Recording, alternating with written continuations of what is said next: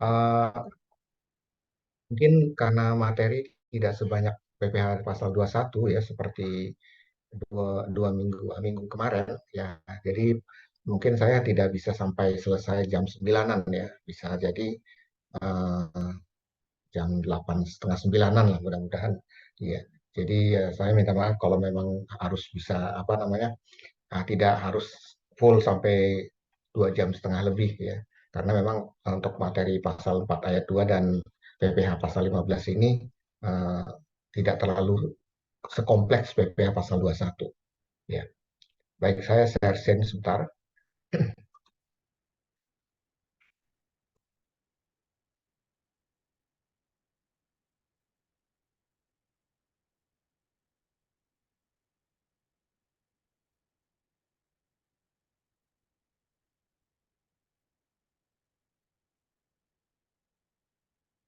Baik, apakah sudah terlihat ya? Sudah, Pak. Ya.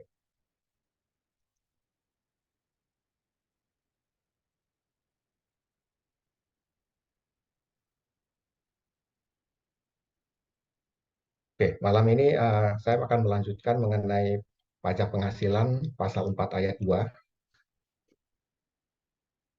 Eh, Sebenarnya apa yang akan kita pelajari di PPh pasal 4 ayat 2 ini ya. Jadi sebenarnya PPh pasal 4 ayat 2 ini adalah pajak yang dikenakan kepada badan ataupun pribadi ya, yang nanti jenisnya ada beberapa ya, dan pemotongan pajaknya sifatnya final ya. Artinya setelah dipotong kita tidak bisa mengkreditkan kembali untuk pajak ini. Dan pajak PPh pasal 4 ayat 2 ini biasanya memang eh, melibatkan beberapa badan seperti koperasi, kemudian penyelenggara kegiatan atau event. Ya, kalau misalnya kita mengadakan suatu kegiatan lomba ataupun kegiatan-kegiatan yang ada hadiah atau undian gitu seperti itu ya. Dan pemotong PPh pasal 4 ayat 2 ini biasanya adalah otoritas bursa ya. Otoritas bursa ini Bursa Efek Jakarta, kemudian bursa berjangka, ya, itu ada beberapa bursa yang memang akan apa namanya mengadakan pemotongan atau pemungutan terhadap pajak ini. Dan juga bendaharawan di sini adalah bendaharawan pemerintah ya. Ini juga akan bisa menjadi pemotong untuk PPh pasal 4 ayat 2. Nah, untuk objek dan tarif ya, untuk PPh pasal 4 ayat 2 ini ya, kalau kita lihat contohnya di sini adalah bunga deposito ya, kemudian tabungan ya, ataupun juga diskonto surat Bank Indonesia atau SBI. Nah, ini ada di dasar hukumnya di PP 131 tahun 2000 ya, Jonto Keputusan Menteri Keuangan nomor 51 tahun 2001. Nah, berapa tarifnya ya? Ini kalau dari bunga deposito ya dan tabungan ataupun diskonto SBI yang diterima oleh wajib pajak dalam negeri dan BUT untuk usaha tetap itu adalah 20% ya dari jumlah brutonya. Sedangkan kalau misalnya untuk wajib pajak luar negeri ya, tarifnya itu juga bisa 20% ya, ataupun eh, berdasarkan tarif P3B ya. Yang dimaksud di sini adalah tarif yang kita tarif untuk pajak berganda ya, atau kalau di bahasa Inggris kan disebut juga dengan tax treaty ya, karena ini biasanya pajak yang dilakukan oleh dua negara. Nah, di sini dua negara mengadakan semacam perjanjian untuk tarif yang ada sehubungan dengan misalnya bunga deposito atau tabungan tersebut. Ya. Di sini kita lihat ada contoh perhitungannya. Di sini Aditya menyimpan uang deposito di Bank BCA sebesar 100 juta dengan tingkat bunganya 12% ya per tahun. Kita coba disuruh menghitung berapa besarnya bunga deposito dan pajak penghasilan pasal 4 ayat 2. Nah, jadi kita tinggal kalikan ya untuk bunga deposito kita mengalihkan tingkat suku bunga 12% dikalikan 100 juta, kemudian kita hitung per bulan ya, dibagi 12, berarti sebulannya adalah 1 juta. Nah, berapa pajak penghasilan?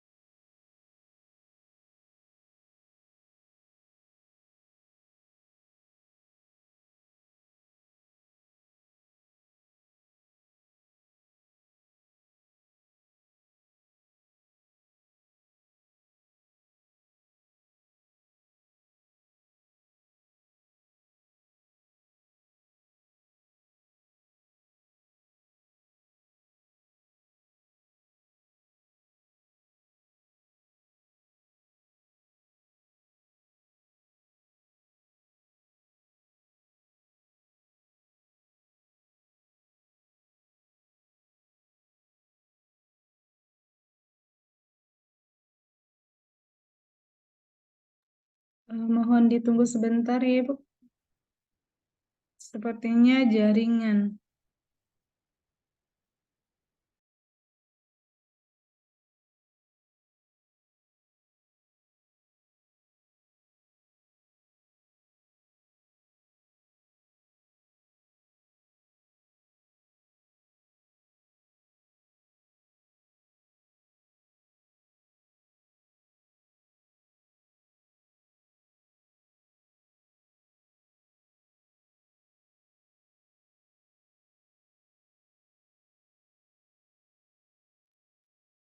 Maaf ya, koreksi internet saya terputus.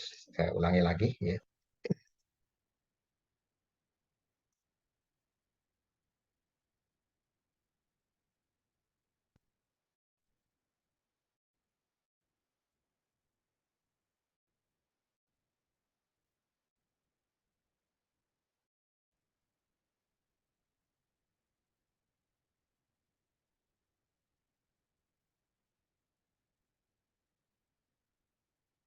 Baik, kita lanjutkan kembali ya.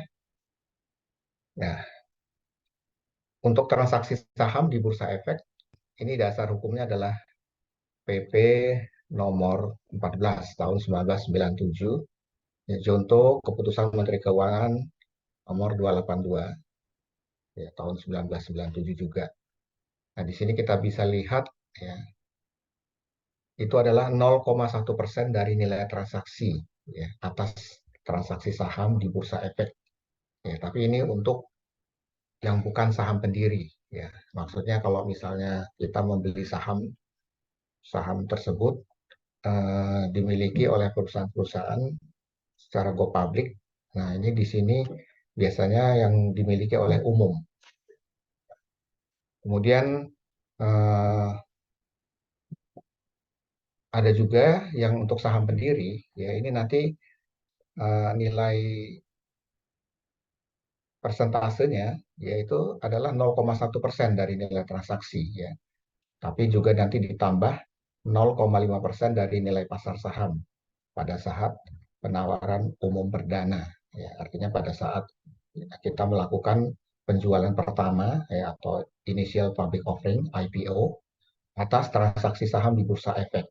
Ya, ini adalah apabila itu adalah saham pendiri. Ya. Kalau kita lihat di sini bagaimana contohnya, ya di sini ada Tuan Dilan menjual 1.000 lembar saham dengan harga 3.000 per lembar. Kita disuruh hitung besarnya PPh pasal 4 ayat 2. Nah, jadi kita tinggal kalikan ya, kalau ini memang sahamnya bukan pendiri ya, kita tinggal kalikan 0,1% ya, dikalikan 3.000 ya, harga 3.000 lembar ya, ya dan harga 1.000 lembar saham. Nah, di sini jumlahnya adalah Rp3.000 untuk pajaknya. Oke. Nah, selanjutnya untuk bunga deposit atau diskonto obligasi ya yang diperdagangkan di bursa efek.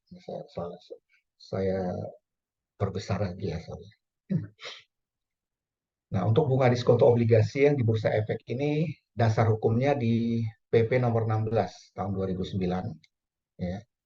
Jadi ada dua yang disebutkan di PP ini ya. Ada yang namanya bunga obligasi dengan kupon dan satu lagi adalah diskonto obligasi dengan kupon. Ya. Nah, kalau yang bunga obligasi dengan kupon ini adalah 15% dari jumlah bruto bunga sesuai dengan masa kepemilikan obligasi ya untuk WP dalam negeri dan bentuk usaha tetap. Sedangkan kalau untuk yang WP luar negeri itu adalah tarifnya 20% ya, dengan masa kepemilikan obligasi. Nah, atau juga tarifnya adalah berdasarkan P3B ya atau perhindaran pajak berganda atau tax treaty antar negara di sini. Nah, ini biasanya tax treaty ini berbeda-beda antar negara satu dengan negara yang lain ya. Tergantung bagaimana kesepakatan misalnya antara Indonesia dengan Singapura dengan atau Indonesia dengan Malaysia itu akan berbeda tarifnya. Nah, untuk tarif diskonto obligasi dengan kupon di sini adalah 15% dari selisih lebih harga jual di atas harga perolehan obligasi. Ya, ini untuk WP dalam negeri dan BUT. Sedangkan kalau luar negeri ya, sama seperti yang bunga obligasi tadi di atas itu tarifnya adalah 20% dari selisih lebih harga jual di atas harga perolehan obligasi. Ya. Ini untuk WP luar negeri ya selain BUT. Kemudian bagaimana tarif untuk diskonto obligasi tanpa bunga? Nah, di sini tarifnya adalah 15% ya, dari selisih lebih harga jual di atas perolehan obligasi untuk WP dalam negeri dan BUT. Sedangkan kalau untuk luar negeri ya, ini sama ya dengan yang tadi ya. Jadi tarifnya juga 20% dari selisih lebih harga jual di atas harga perolehan obligasi. Nah, ini untuk diskonto obligasi yang tanpa bunga. Nah, kemudian kalau untuk bunga dan atau diskonto dari obligasi yang diterima dan atau diperoleh WP reksadana yang terdaftar pada BPPM dan lembaga keuangan. Nah, ini kalau pada tahun 2009 dan 2010 itu tidak dipajaki ya. Jadi nilainya adalah 0% dari jumlah bruto bunga atau selisih lebih harga jual atau nilai nominal ya di atas harga perolehan obligasi. Sedangkan setelah tahun 2011 sampai 2013 ini naik ya, jadi menjadi 5% dari jumlah bruto bunga sesuai atau selisih lebih harga jual atau nilai nominal di atas harga perolehan obligasi. Kemudian di tahun berikutnya ya itu nanti di Undang-Undang HPP yang terbaru juga ada kenaikan lagi ya. Nanti saya coba akan lihat bagaimana kenaikan tersebut ya.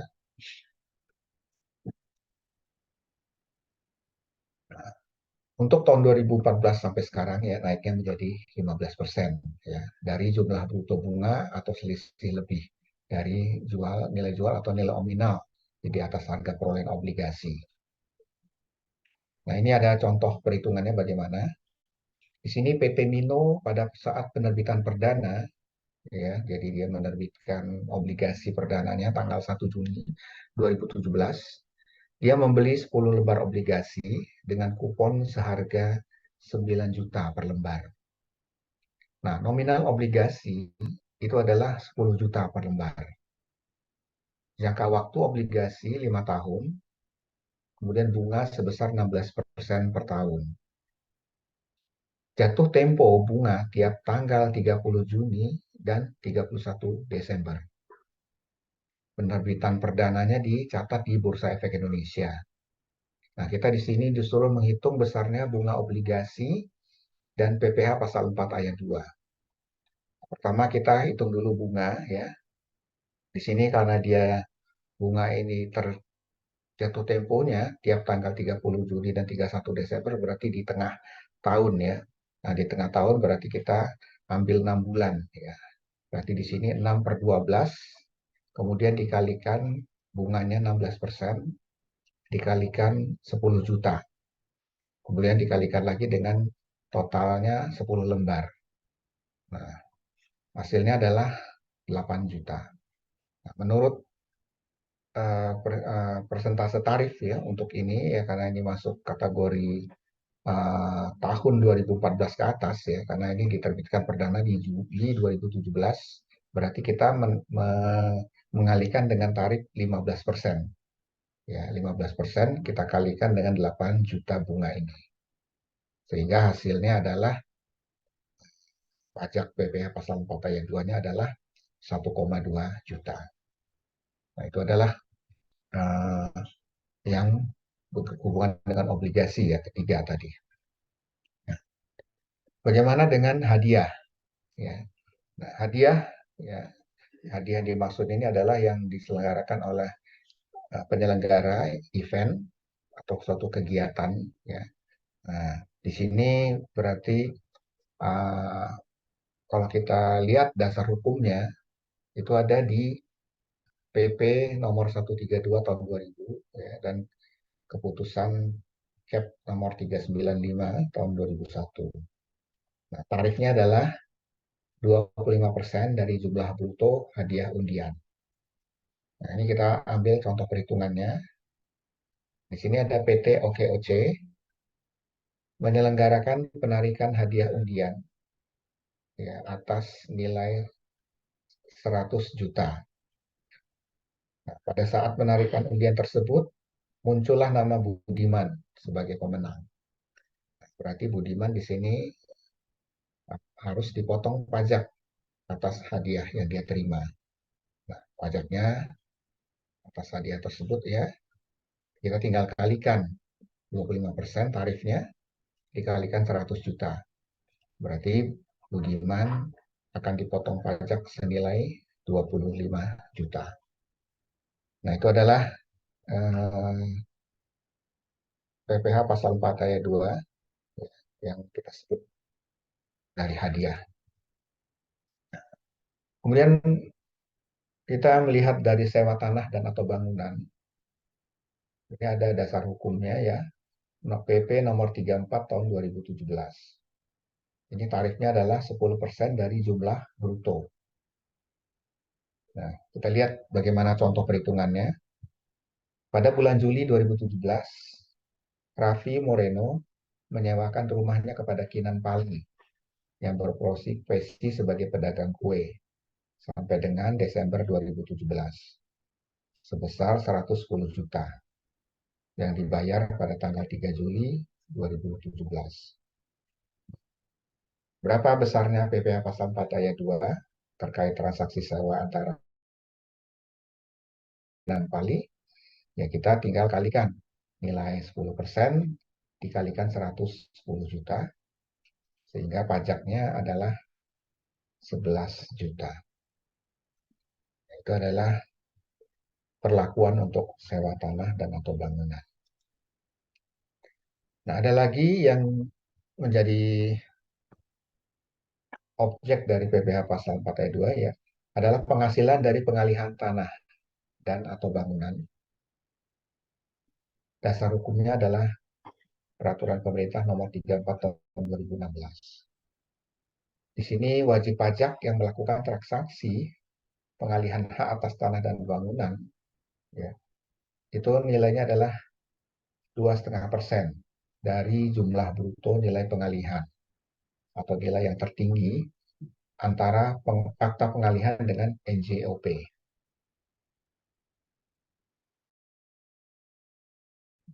Sedangkan kalau untuk rumah susun sederhana atau rumah sederhana pengalihannya yang dilakukan oleh wajib pajak yang memang usaha pokoknya melakukan pengalihan hak atas tanah dan bangunan, itu tarifnya 1% dari jumlah bruto nilai pengalihan atau nilai yang tertinggi antara akta pengalihan dengan NJOP. Ya, jadi dia lebih kecil. Ya. Nah, sedangkan pengalihan atas hak atas tanah dan bangunan ya, yang milik pemerintah atau BUMN yang mendapatkan penugasan khusus dari pemerintah atau BUMD yang mendapat penugasan khusus dari kepala daerah, ya, sebagaimana dimaksud dalam undang-undang, yang mengatur mengenai pengadaan tanah bagi pembangunan untuk kepentingan umum. Nah, ini di sini tarifnya tidak ada ya, 0% dari jumlah bruto nilai pengalihan atau nilai yang tertinggi antara akta pengalihan dengan NJOP. Ya, jadi tidak dikenai pajak. Contoh perhitungannya di sini, pada tanggal 2 Mei 2017, Rahmat membeli 1 unit rumah dari PT Gria Persada seharga 800 juta secara tunai. Kemudian antara PT Gria Persada dengan Rahmat belum dilakukan penandatanganan AJB, ya, melainkan penandatanganan perjanjian pengikatan jual beli atau PPJB. Nah, di sini kita harus hitung PPh pasal 4 ayat 2-nya ya.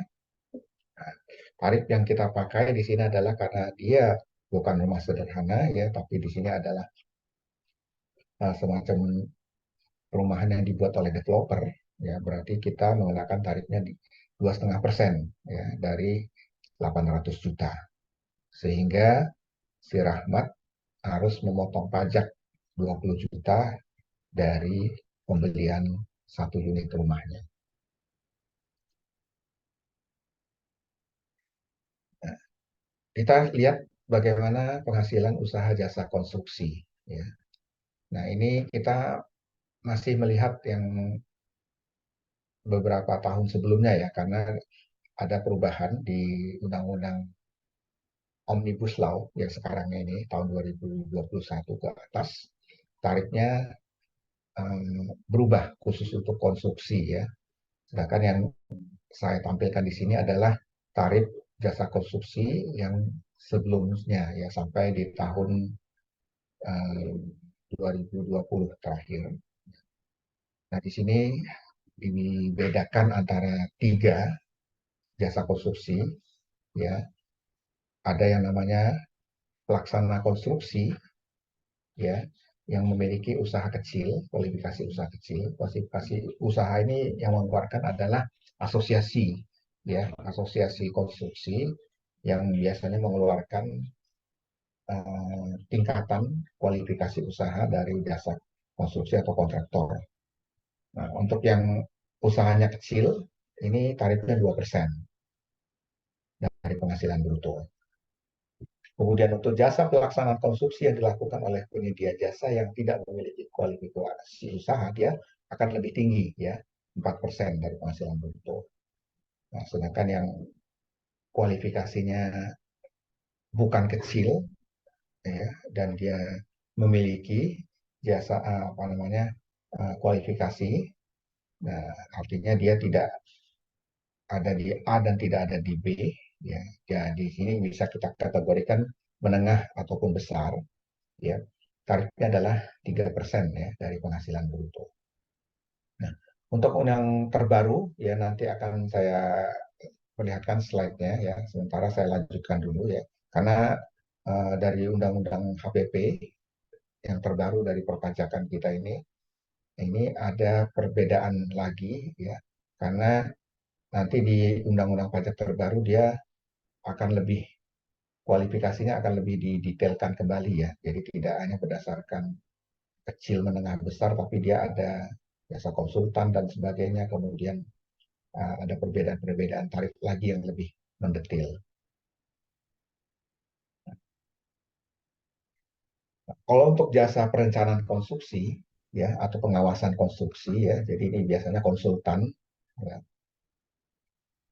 Ini kalau dia memiliki kualifikasi usaha dia akan dipotong 4% dari penghasilan bruto.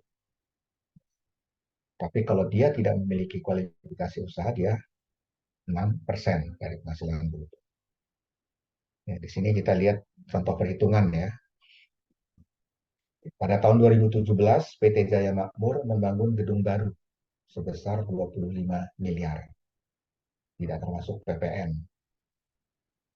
Nah, pada tanggal 3 Juli 2017, PT Jaya menerima uang muka kontrak pada saat dimulainya pembangunan sebesar 5 miliar. Termin pembayaran akan dilakukan sesuai dengan tingkat penyelesaian. Ya, sebagai berikut nih. Termin pertama sebesar 5 miliar setelah pekerjaan selesai 26%.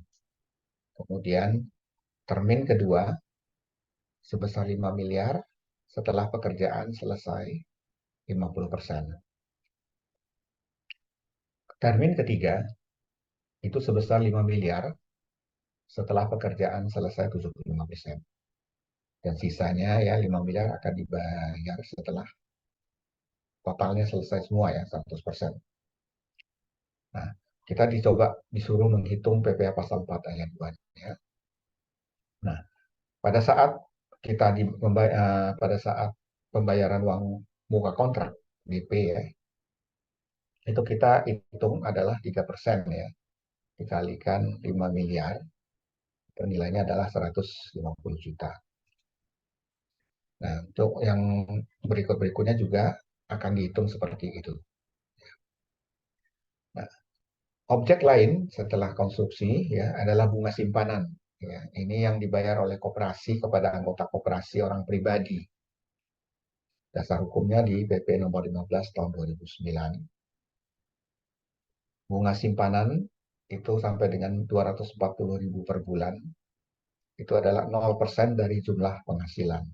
Ya, jadi kalau di koperasi kita memiliki bunga ya per bulannya hanya mendapatkan 240.000, berarti pajaknya tidak ada ya, tarifnya nihil, nol.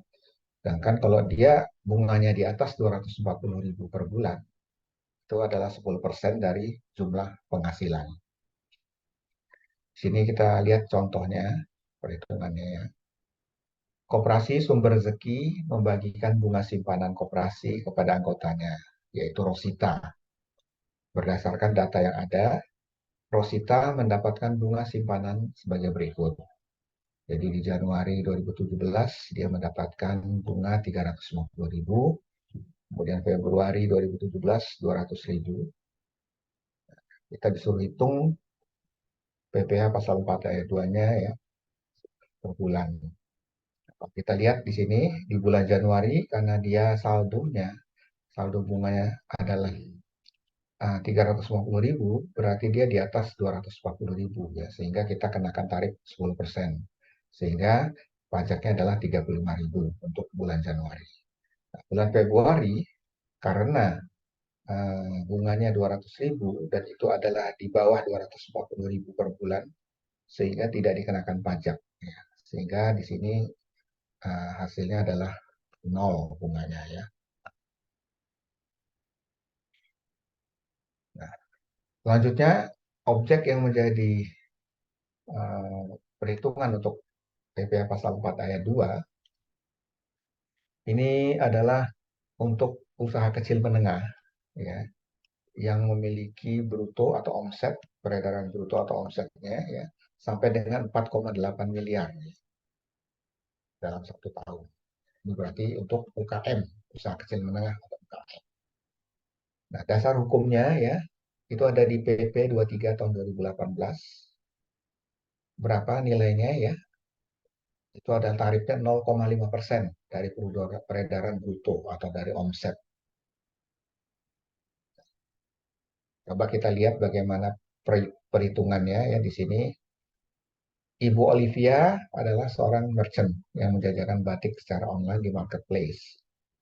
Total omsetnya tahun 2017 adalah 160 juta. Perinciannya sebagai berikut. Nah, di bulan Januari omsetnya 15 juta, Februari 11 juta, dan Maret 13, April 16, Mei 15 juta, Juni 11 juta, kemudian Juli 10 juta, Agustus 8 juta, September 15 juta, Oktober 13 juta, dan November 17 juta, sampai Desember 16 juta. Nah, kita coba disuruh menghitung besarnya PPh pasal 4 ayat 2. Nah, berarti caranya adalah nanti kita kalikan dengan tarif tiap bulan omset yang ada di sini. Ya. Jadi misalnya 15 juta dikalikan 0,5%.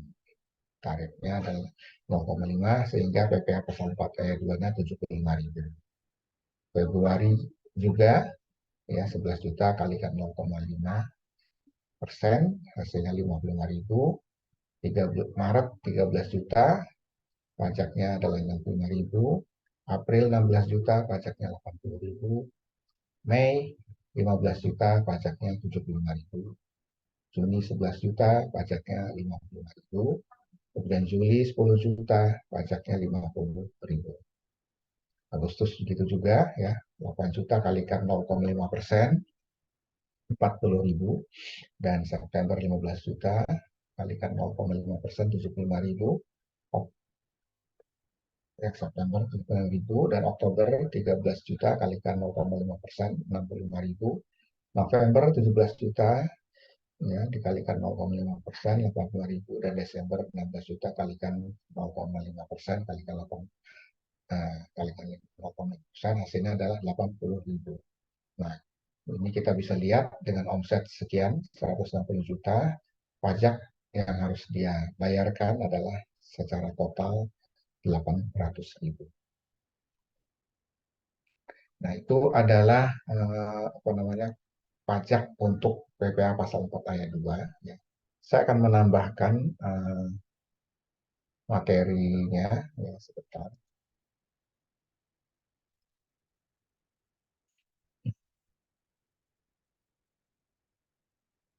Ya. Nah, tadi kita sudah melihat ya, ini saya memberikan materi yang saya ajarkan di kuliah untuk update ya, yang terakhir.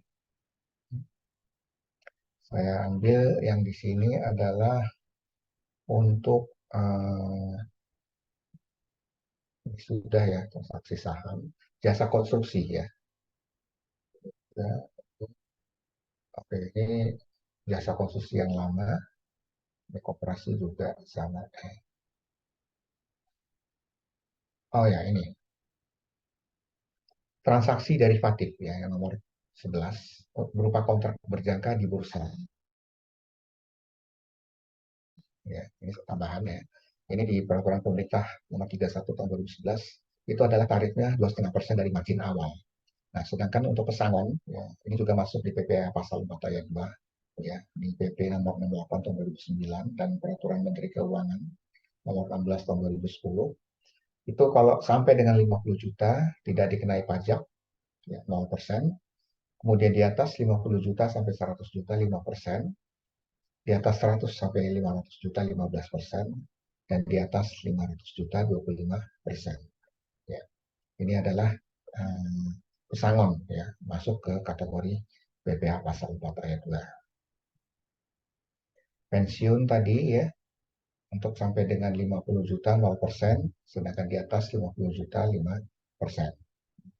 Nah, ini tadi untuk PP yang tahun untuk UKM ini masih 1% ya, karena ini waktu itu masih tahun 2013. Ya, sedangkan tahun 2018 sudah menjadi 0,5%. Nah, berdasarkan ini penjelasan-penjelasan tadi ya, jadi kita perlu adanya dorongan ya, apalagi hubungannya dengan perkembangan investasi dan tabungan masyarakat. Sehingga dengan adanya pasal 4 ayat 2 ini, kita berusaha bagaimana eh, mengedukasi kepada masyarakat luas untuk melakukan investasi ya ataupun menabung ya, karena tarif yang dikenakan juga tidak terlalu besar ya. Dan juga pasal 4 ayat 2 ini sebenarnya hubungannya kesederhanaan dalam pemungutan pajak. Kenapa? Karena eh, dia termasuk pajak final yang langsung dipotong ya. Artinya sudah dikenakan tarif yang memang sudah dilakukan, sehingga lebih simpel dalam apa namanya membayar pajaknya karena sudah ada tabel ataupun tarif yang tertentu yang sudah dilakukan dan diberikan. Nah, di sisi wajib pajak maupun dirjen pajak sebenarnya secara administrasi lebih gampang ya karena eh, tarif yang sudah diberikan itu memang sudah di apa namanya sudah diakomodir dalam peraturan-peraturan ataupun eh, ketentuan yang sudah dibuat oleh pemerintah sehingga tinggal wajib pajak menjalankannya. Sehingga di sini pemerataan ya dalam pengenaan pajak terutama. Juga penggunaan tarif PPh pasal 42 ini juga memperhatikan perkembangan ekonomi dan moneter. Nah, atas penghasilan yang ada dalam pasal 4 ayat 2 ini perlu diberikan perlakuan tersendiri dalam pengenaan pajaknya. Ya, cuman perlakuannya itu adalah termasuk sifatnya, besarnya dan tata cara pelaksanaan pembayaran, ya, pemotongan ataupun pemungutan ya yang diatur dengan peraturan pemerintah. Nah, nah itu adalah tambahan yang saya uh, jelaskan untuk PPh pasal 4 ayat 2.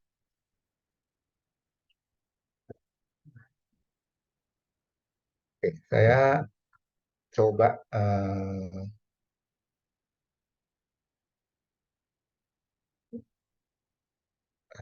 ya,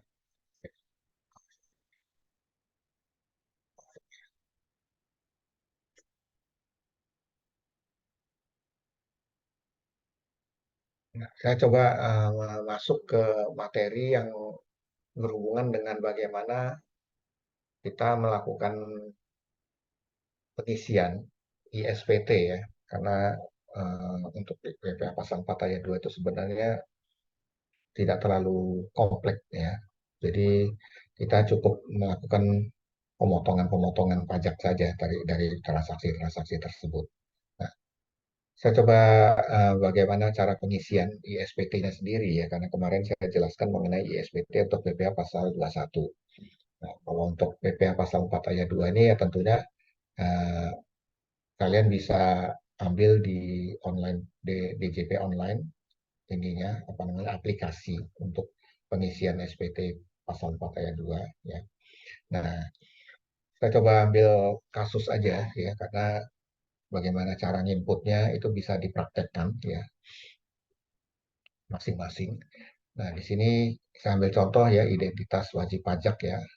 Ada namanya PT Bintang Sukses, ini nomor NPWP-nya, email, jenis usahanya perdagangan elektronik, alamatnya di Jalan Merdeka Raya, Bekasi Utara, Bekasi, kode pos, nomor telepon, fax, kemudian ini KLU, dan penanda tangannya ya.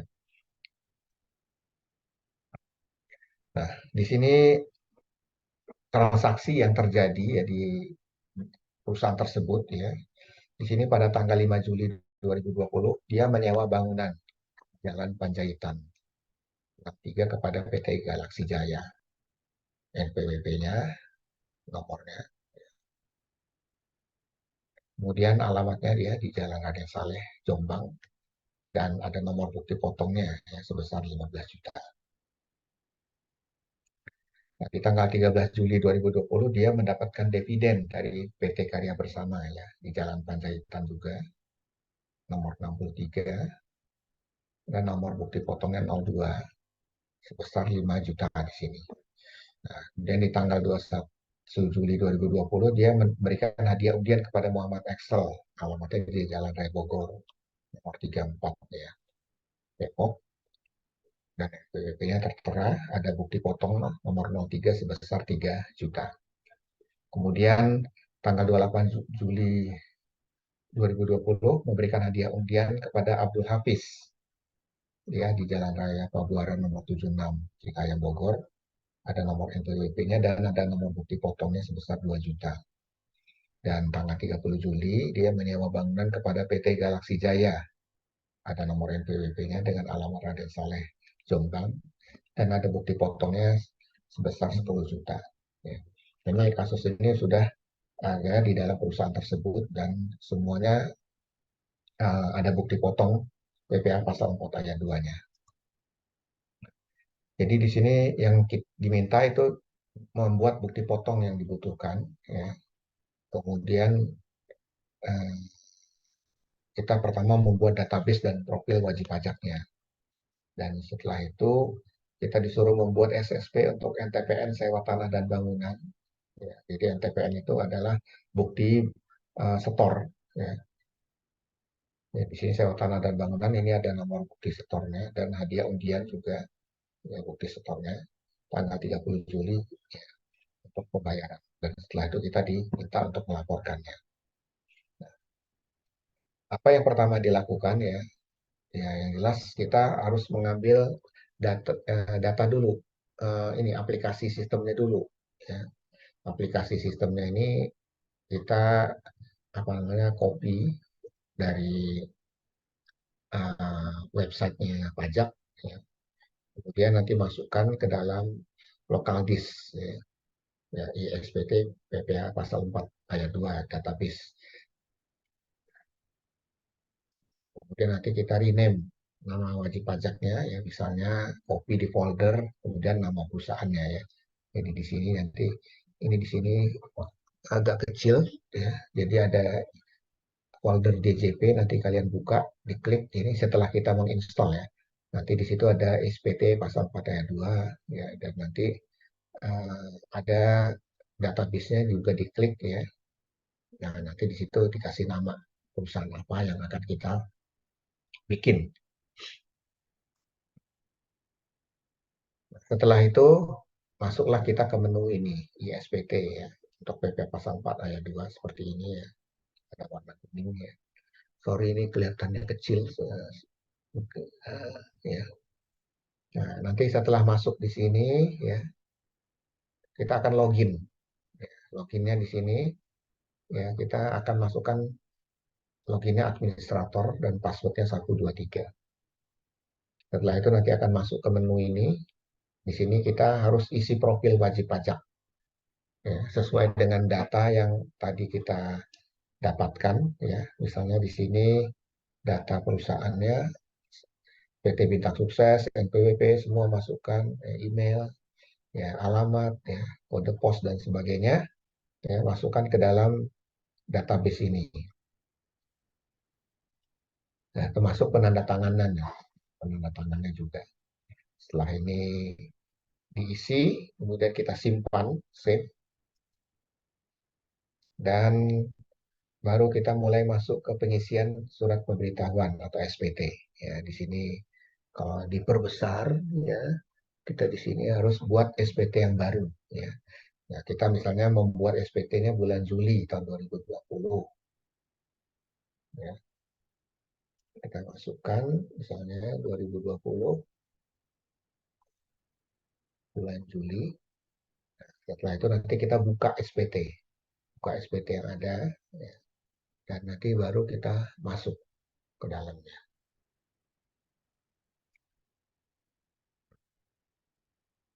Setelah itu, isi daftar pemotongan PPh pasal 4 ayat 2 sesuaikan dengan transaksi yang terkait dengan PPh pasal 4 ayat 2.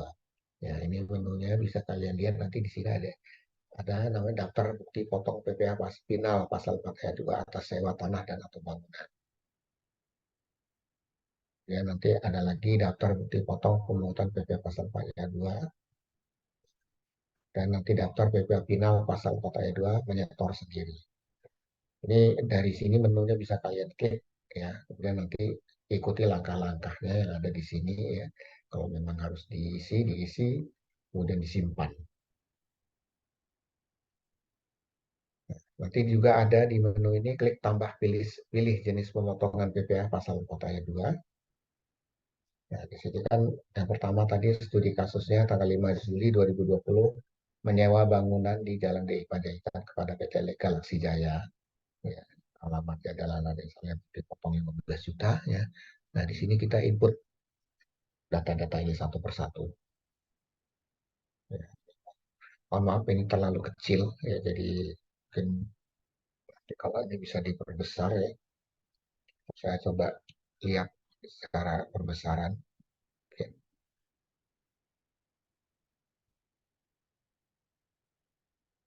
oke.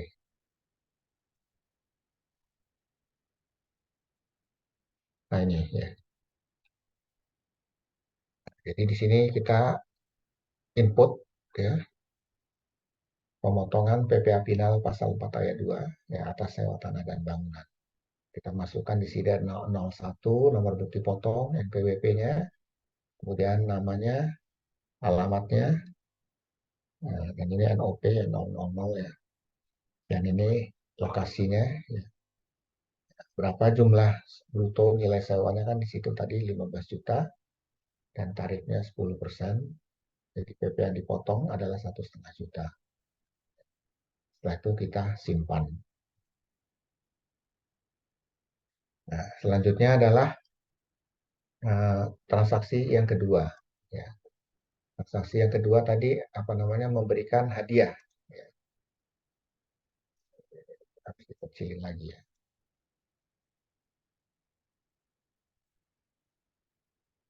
Sorry.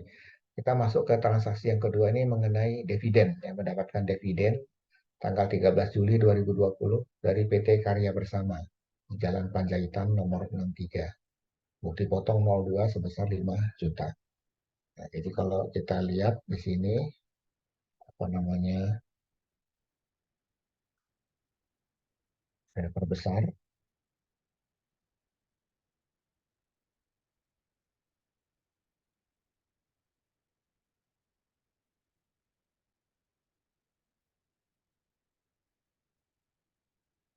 Hmm, terbalik nih sepertinya.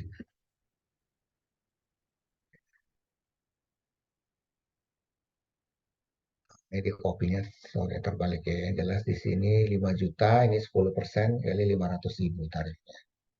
Nggak apa-apa. Jelas ininya hampir sama dengan yang tadi. Nah, bagaimana dengan yang hadiah? Di sini hadiah undian yang tadi kepada Muhammad Excel, alamatnya di Jalan Raya Bogor, di Manggis, Depok, dan bukti potongnya 03 sebesar 3 juta.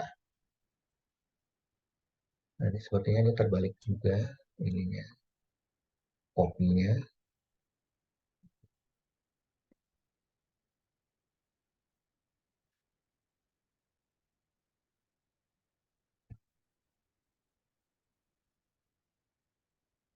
Ya, jadi ini hadiah undian 3 juta nilainya dan ini tarifnya 25%. Ya, berarti di sini adalah 750.000. Nah, itu proses apa namanya penginputan untuk yang undian. Nah, selanjutnya adalah eh, ini sama ya, memberikan hadiah undian juga kepada Abdul Hafiz ya, di Jalan Pabuaran. Nilainya adalah sebesar bukti potongnya 2 juta. Dan untuk bangunan juga ada di nomor 5, menyewa bangunan kepada PT Galaksi, Jalan Raden Saleh Jombang, bukti potong nomor 05 sebesar 10 juta. Ya, saya coba perbesar ya. Mungkin ini terbalik juga nih. Ya.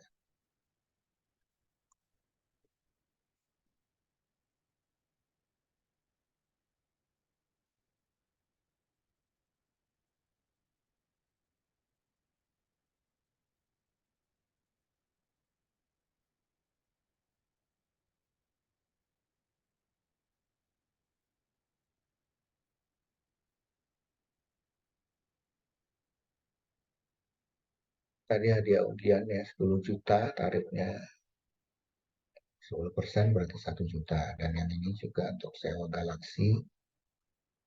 Ya,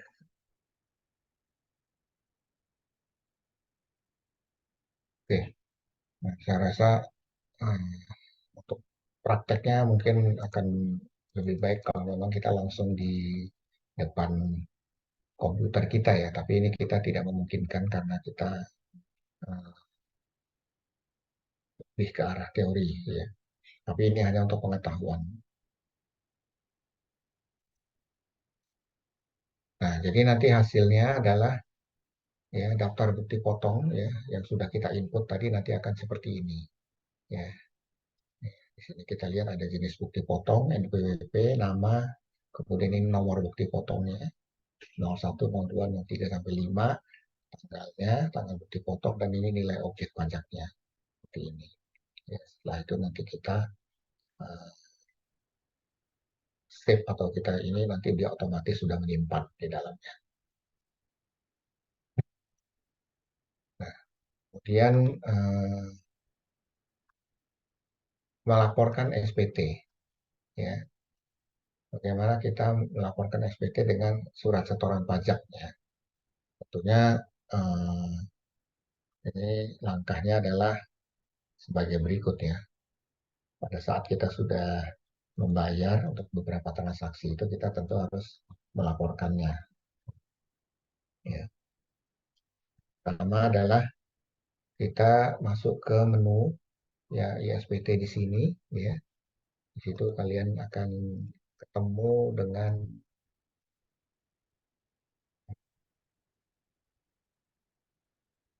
ini ya. Jadi ada klik lapor SPT ya, kemudian rekam surat setoran pajak ya, klik di sini. Selanjutnya adalah kita harus apa namanya masukkan data-data ya yang tadi di sini ya. Surat setoran pajaknya berapa, apa namanya, sorry,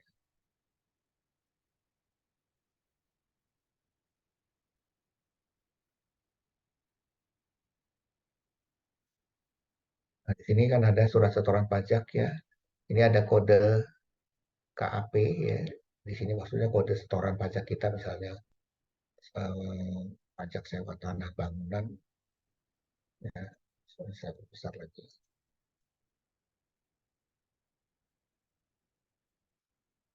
Nah, di sini adalah pembayaran PPh final pasal 4 ayat 2, kode KAP 41128, kode jenis setorannya 403. Dan di sini uraiannya adalah pembayaran PPh final pasal 4 ayat 2 atas persewaan tanah dan atau bangunan. Ini NTPN-nya, nomor bukti setornya, dan ini jumlah pembayarannya 15 juta dan tanggal pembayarannya 15 Juli. Setelah itu kita klik simpan. Ya, selanjutnya adalah kita apa namanya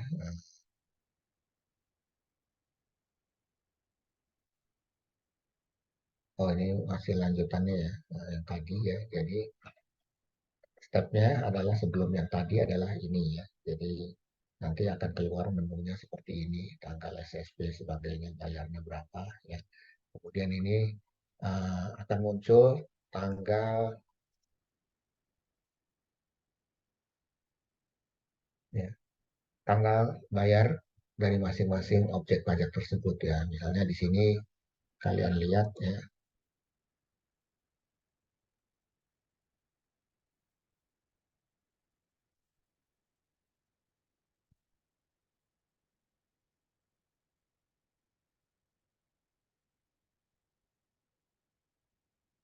ini daftar SSP yang dibayar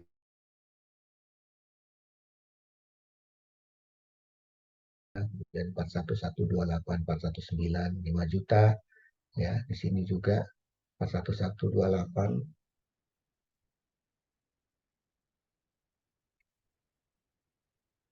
3 juta, kode 405, 2 juta ya, dan di sini kode 403, 10 juta ya. Nah, ini adalah perincian dari yang kita input tadi seperti itu.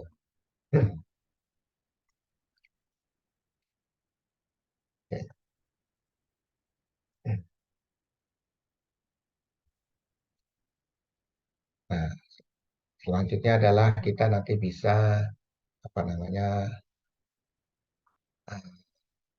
mencetak ya. Jadi kita lengkapi SPT bagian C dan D.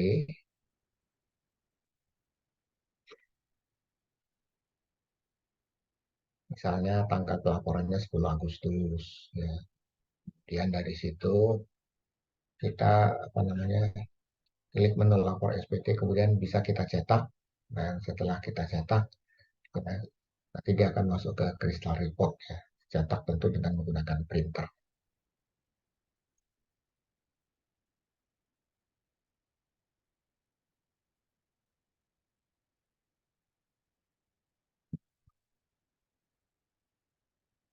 Itu adalah proses ya. Nah, kalau untuk ininya kita di sini bisa lihat ya.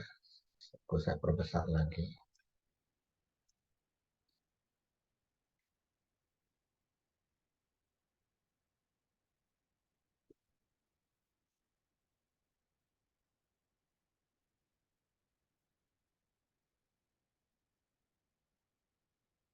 Nah, di sini bisa terlihat ya, jelas ya.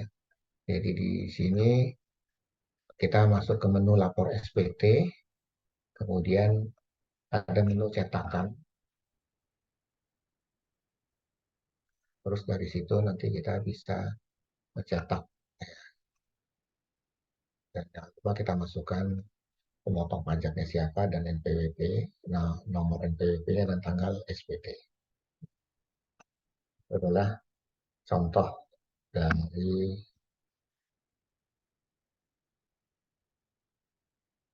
bagaimana kita mencetak SPT PPh pasal 4 ayat 2.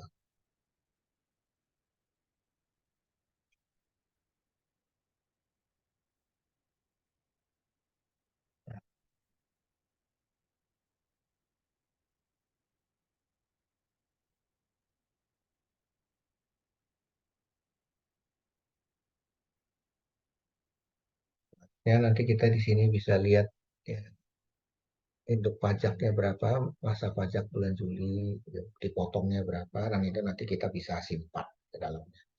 Nah, itu adalah bagaimana cara kita melakukan penginputan untuk ISPT pasal 4 ayat 2. Kira-kira eh, untuk ISPT pasal 4 ayat 2 materinya seperti itu ya. Dan saya coba lanjutkan atau ada yang ingin ditanyakan untuk ISPT pasal 4 ayat 2 sebelum masuk ke PPh pasal 15.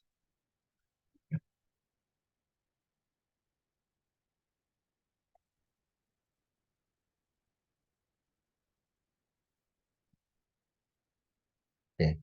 Kalau tidak ada, saya lanjutkan kembali untuk pajak penghasilan pasal 15.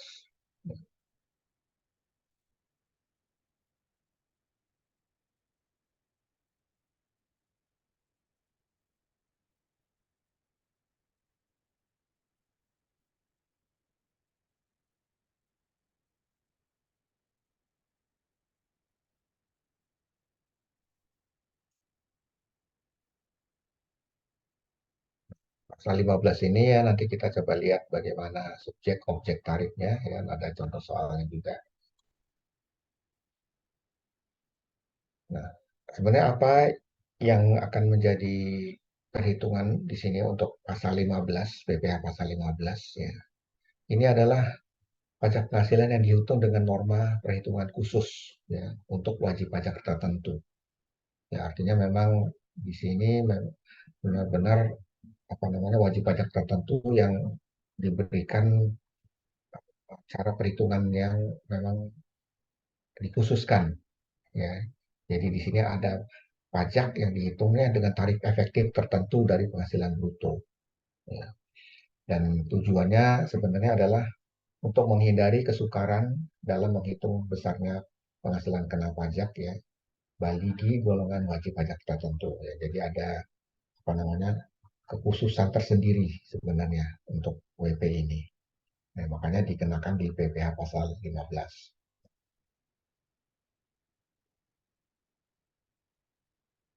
Siapa saja di sini ya golongan wajib pajak tersebut ya yang ada norma perhitungan khususnya untuk WP tertentu. Ini di sini bisa perusahaan pelayaran atau penerbangan internasional. Ya, jadi mereka memang nanti akan dikenakan tarif wajib pajak perhitungan khusus. Dan juga perusahaan asuransi luar negeri. Ya, juga di sini sebenarnya masuk juga PPh pasal 26 ya. Ya. Atau juga di sini wajib pajak yang melakukan kegiatan usaha jasa maklon. Ya. Jadi ada kontrak manufacturing internasional ya dikenakan yang masuk dalam perhitungan khusus. Atau ada perusahaan dagang asing ya, dan juga perusahaan yang berinvestasi dalam bentuk bangun guna serah ya. Ini istilah untuk BOT atau Build, Operate and Transfer ya. Jadi ada perusahaan yang tukar guling kalau kita istilahkan.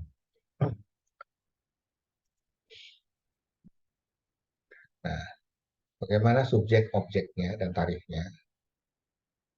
Nah, ini kalau untuk pelayaran dalam negeri ya, atas imbalan pengangkutan orang atau barang yang dengan cara charter itu PPh finalnya adalah 1,2% dari PPh bruto, dari penghasilan bruto. Nah, bagaimana untuk penerbangan dalam negeri? Ya, ini atas imbalan pengangkutan orang atau barang dengan cara charter. Di sini PPh pasal 23-nya tidak final ya. Jadi ini bisa dikreditkan ya. Nilainya adalah 1,8% dari PPh bruto. Nah, khusus untuk pelayaran dan penerbangan luar negeri yang punya BUT, ya, jadi yang mereka yang memiliki bentuk usaha tetap atau badan di Indonesia, ya, tarifnya atau atas imbalan tersebut, ya, atas pengangkutan barang atau orang dengan cara charter tadi, itu PPh finalnya adalah 2,4% dari penghasilan bruto. Untuk beberapa, ya. Nah, yang lain adalah kantor perwakilan dagang.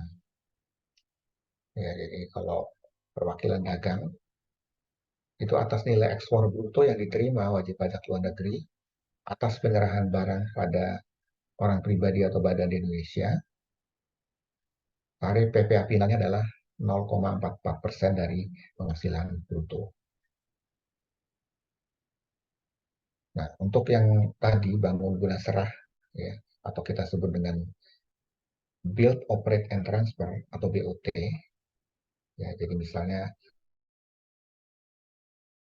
antara dua bisa antara dua instansi atau dua perusahaan, ya mereka saling tukar guling, saling tukar guling antara barang atau jasa yang mereka kenakan.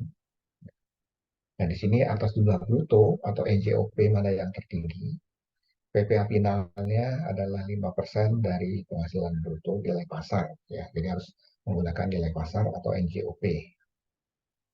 Hanya saja di sini catatan ya, untuk menerima penghasilan itu adalah wajib pajak orang pribadi.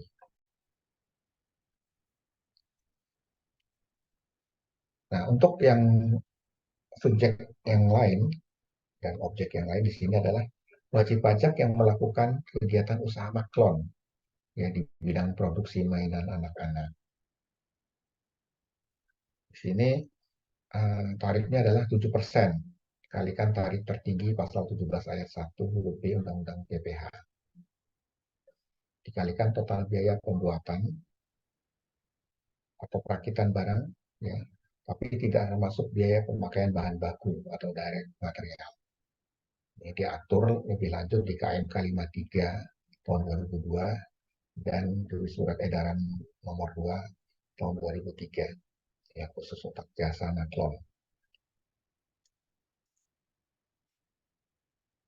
Nah, dari mana tarif itu ya? Asal muasal tarif ya, dari tarif itu terbentuk seperti apa penyebabnya ya. Ini kita bisa lihat di sini ya pelayaran dalam negeri. Ya. Sini kita lihat ya, norma penghasilan netonya sebenarnya adalah 4%. Dan kemudian dikenakan tarif PPh maksimal ya yang dikenakan adalah 30%. Sehingga Jumlah PPh pasal 15-nya 4% kalikan 30%. Ya, hasilnya adalah 1,2%. Dan ini tarifnya final untuk pelayaran dalam negeri. Nah, bagaimana dengan penerbangan atau pelayaran luar negeri? Nah, angkanya sebesar 0,84% tadi, ya. Saya back to ini ya, di sini ya 2,64% ya, untuk pelayaran dan penerbangan luar negeri. Ya. Itu didapat dari sini.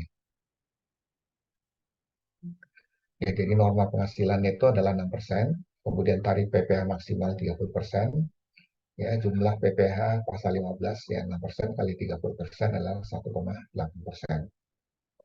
Laba setelah PPh pasal 15 ya 6% dikurangi 1,8%, ya ini dikurangi ini, itu adalah 4,2%.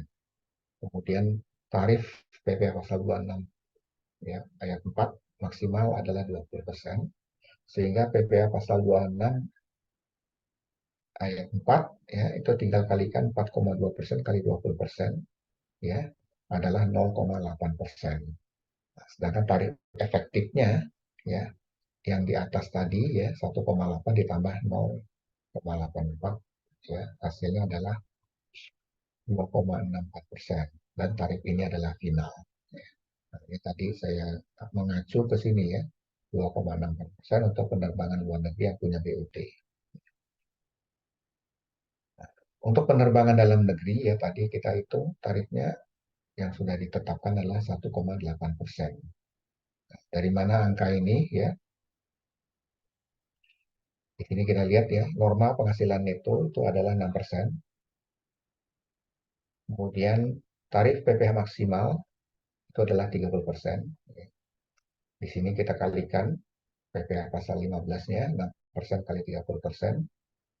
Ya, hasilnya adalah 1,8%. Dan ini tidak final khusus untuk penerbangan dalam negeri, artinya bisa dikreditkan. Itu adalah bagaimana asal muasal tarifnya. Kemudian kalau kita lihat ya, untuk penerbangan luar negeri ya perusahaan pelayaran penerbangan luar negeri ya semua nilai penggantian dari pengangkutan orang dan atau barang yang dimuat dari satu pelabuhan ke pelabuhan lain di Indonesia atau dari pelabuhan yang di Indonesia ke pelabuhan di luar negeri. Nah, ini berarti ini ada luar negeri dan ini ada dalam negeri ya. Ini kita lihat nih ya di luar pelabuhan penggantian pengangkutan barang atau orang ya. Nah, ini misalnya pelabuhan di dalam negeri ya, di sini dan ini luar negeri pelabuhan. Kita lihat ini juga bisa pelabuhan di luar negeri dan ini di dalam negeri. Ya. Kasusnya antar pelabuhan yang di dalam negeri. Kita lihat bagaimana ininya. Nah, begitu juga dengan bandara ya. Bandara itu bisa dari dalam negeri ke luar negeri ya, ataupun bisa dari di dalam negeri di antara bandara-bandara itu. Nah, ini biasanya adalah ada charter antar maskapai ya. Transaksi yang terjadi harus mengikuti skema ini. Pelayanan dalam negeri ya, di sini juga sama ya, pelabuhan ke pelabuhan dalam luar negeri, ataupun dari luar negeri pelabuhan dan dalam negeri pelabuhan, itu juga sebaliknya di sini, dan antara dalam negeri adalah pelabuhan dan pelabuhan.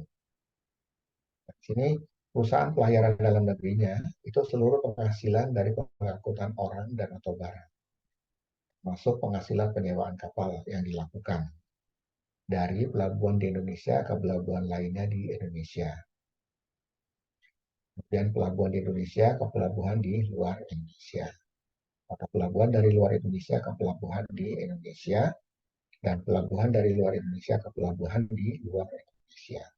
Penghasilannya dihitung dari sini ya. Untuk perusahaan pelayaran dalam negeri.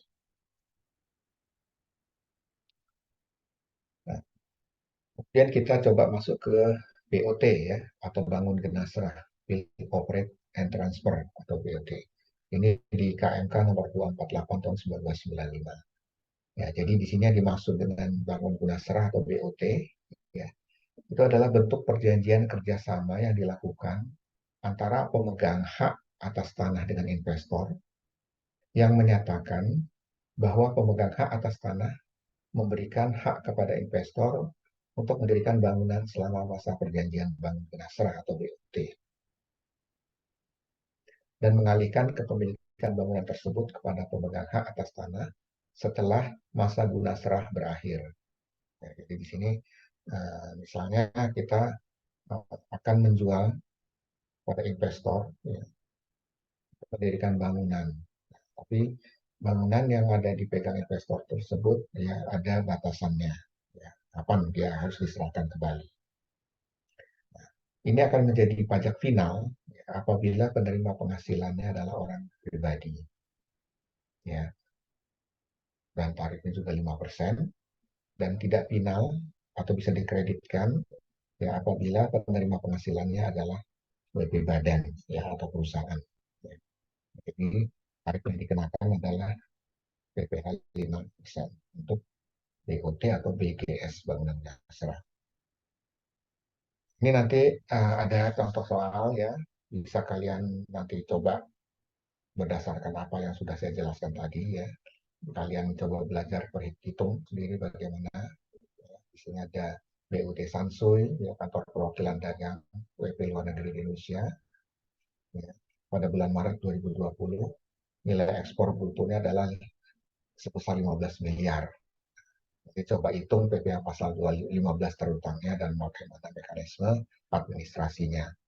Nah, saya nggak akan memberikan jawaban, tapi kalian bisa berlatih ya berdasarkan uh, teori yang saya jelaskan tadi. Termasuk di sini ada PT Alam Raya yang mencarter pesawat dari Galaxy Airlines, maskapai dalam negeri untuk mengangkut barang-barang ke daerah lain di Indonesia dengan ongkos charter 150 juta. Nah, coba lihat bagaimana proses aspek perpajakannya. Juga di sini ada untuk menghemat operational cost, PT Alam Raya mencatat kapal dari Dugong Indonesia, maskapai pelayanan nasional dengan ongkos charter sebesar 75 juta. Nah, nanti kalian reverse lagi ke teori tadi bagaimana perpajakannya. Untuk maskapai penerbangan, ya di sini ada PT Andromeda mencarter pesawat Donald Trump Airlines, maskapai internasional, untuk mengangkut barang-barang hasil produksinya ke Amerika. Ya. Ongkos yang harus dibayar adalah 200 juta.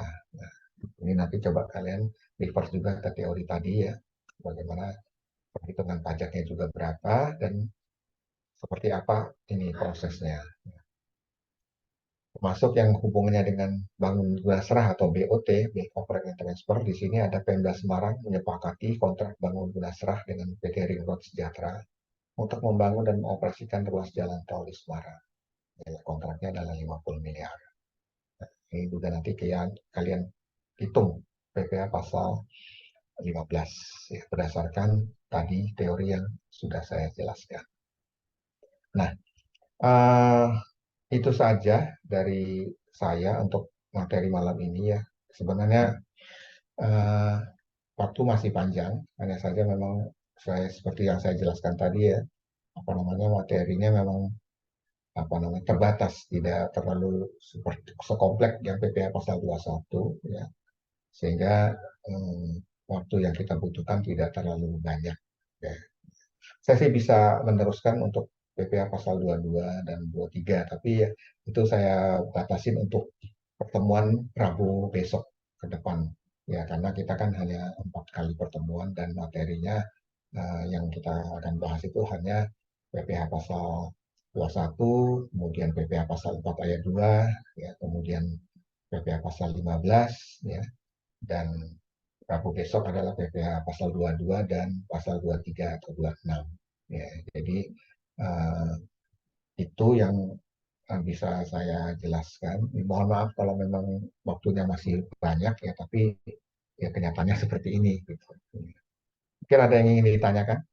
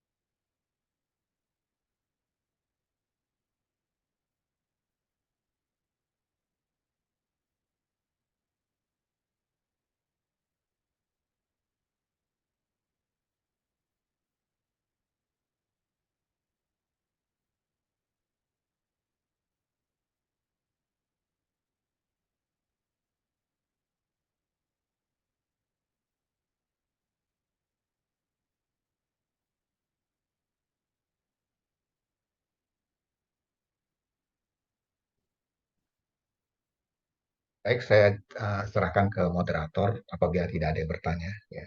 Silakan Mbak Melani. Bagaimana Bapak Ibu?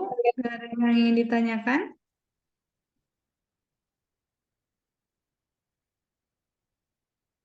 Kalau tidak ada yang ingin ditanyakan, saya akan tutup materi hari ini.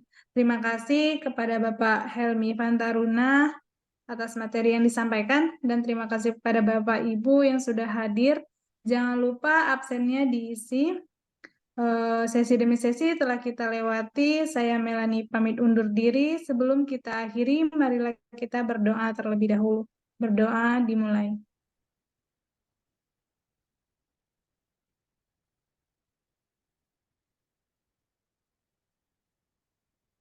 Berdoa selesai. Saya akhiri. Wassalamualaikum warahmatullahi wabarakatuh. Waalaikumsalam warahmatullahi wabarakatuh. Terima kasih semuanya ya atas perhatiannya. Terima kasih, Pak. Selamat malam. Selamat